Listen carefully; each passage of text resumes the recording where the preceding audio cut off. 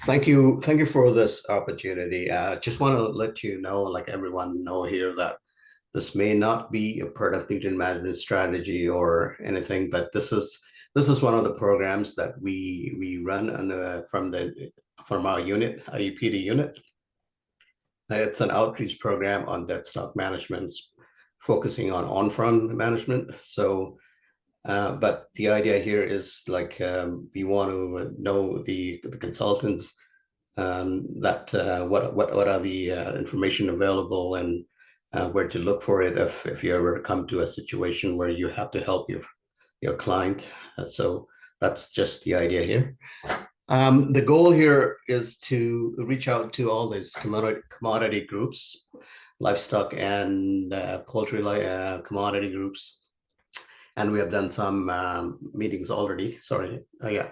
And this president supports awareness, empower, and we want to empower the people. Like we want to make them aware of what are the resources available. We want to empower them with we want to empower some of the groups with all this information, and also we want to be there to support the commodity groups or the farmers too, in case on the stock management. Background. So this is a part of an activity, like an agricultural activity in any operations. But we have to, like the farmers or the producers will have to be aware that it has to be done, like the management of that stock has to be done in a proper way, just to safeguard everyone's well-being. It has to be done in an environmental friendly manner. So there is a regulation that has to be complied to when you do any kind of like choose any kind of management options for dead stock. And there is and some of the northern areas there have problems with pickups. So the farmers, it comes down to the farmers to manage their own debt stock. So, and this information outreach program could help them out. And the other thing is, like, not all farmers or producers will have a, like, it doesn't fit, maybe not fit to every one of them. Like there's no one size fits. So you might have to, like, find different options that suits your operation, right? So that's one of the things. For example, like your ground condition, like your water condition, their water, groundwater. So all that's have to be considered.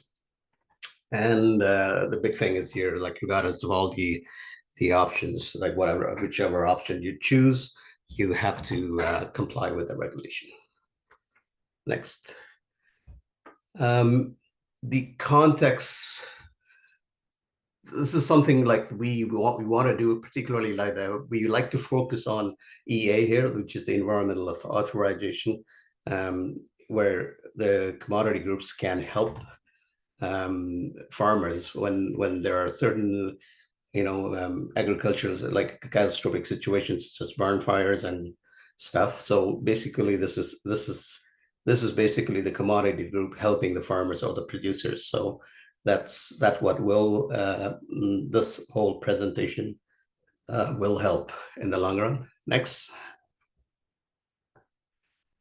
So like I said, there are two regulations that every and any options that the farmer decides to go with will have to be within the regulatory framework.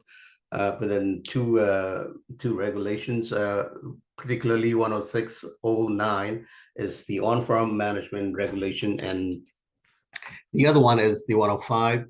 10609 is the on-farm management, and the 10509 is a regulation under the Food Safety Act, which doesn't fall under the Nutrient Management Act. So and every farmer and the outreach program, this initiative is to focus on the 10609 regulation, which is the on-farm regulation, like on-farm management regulation. And it basically has six parts to it. Part 1 and 2 is generally, it's very general. It just outlines some of the timings, the livestock types and stuff. part three is part three, uh, tells you about the options available to farmers or producers. Part four is about transporting your dead stock to to a approved disposal site. So if a farmer wants to not do it on farm and then wants to take it to some disposal approved sites, then there's a regulatory requirement that they have to follow, which is in part four. Some obligations, like some requirements on keeping like records of what management options they took and the volume of the that stock um, that was done on farm. And then part six is the important one, which is the emergency, like how to deal with emergency situations, particularly when they have a large scale mortality situation, right? If there's a big, let's say, a barn fire, and you have in the regulation there's only certain like 25 kilograms of dead animals that you can you can do on farm. But if you have to do more than that, then you have to you have to get an approval, it comes under the part six of emergency situation. Next. So like I said, if there is a situation where where the farmer will have to, or the producer will have to deal with large mass of mortality, then they will have to apply. And if it doesn't comply within the regulation, then they will have to apply for emergency authorization. So they will have to, the first thing is to go like, if what is in the regulation, right? If there's outside the regulation, then they will have to apply for this. The big thing here would be that emergency authorization, the application should come in within 7 days. And we have 3 OMAFRA directors that are assigned to this. They will look into it. It will be reviewed, and then they will sort out which way to go, and then approve the authorization, like the application. Under the dead stock management options, there are a few. These are the options that's available in the regulation: burial, incineration, composting, disposal vessels, using the service of a collector, which means that if you don't want to do it on farm, then you can always find a service. You can always take it to an approved site, or you can always have an approved collector come and take it, and they will deal with it. So that's the other option they have. And then also, if you want to deliver it to an approved anaerobic digester, you can do that, but you have to make sure that they will take your dead stock. So the suggestion is to call them beforehand and ask them, do you guys take dead stock? Also delivering to a licensed disposal facility, like I said, you can do that, but or a renderer. But make sure that you call them beforehand and then ask them, I want to bring it to you guys. Do you take it or not? Because not all disposal facilities would take dead stock. And the other thing is, like, when you want to deliver it to a veterinarian, then there are some requirements under the regs that you have to look into. Next. This is the information flow that we have thought about in this outreach program. So it's basically you have like we have our resource material, which is in like in the form of fact sheet or best management practice book. We will deliver that to the commodity groups as a presentation, or it can be to the commodity groups, or it can even go to the farmers, or in some of the farming events. And the commodity group will take this all information, and then which ultimately goes back to the farmers from their end. So the idea here is that the commodity group should be aware of what is available and where to look for it, so that they can help their members. Next. So who OMAFA has a role in this one because under the Nutrient Management Act and also MECP does have some role. Our role, like OMAFA role, is to educate and outreach the producers or the commodity groups. But the enforcement part comes from MECP. So basically, we do programs, just this outreach program. We go to them. We deliver our program through KDD, different KDD options, and educate them and reach out to them, and they are aware of this, and which they can help their members in case of necessary, right? Next.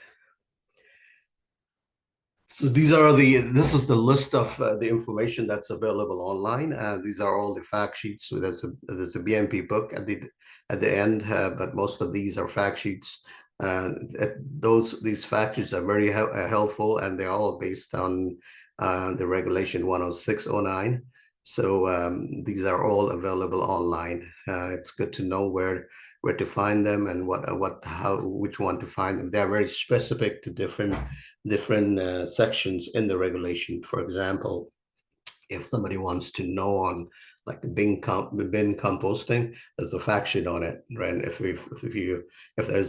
any information is required for window composting, there's a different fact sheet. So all these that's available to commodity groups and to the like the farmers or the producers, and it's all available online.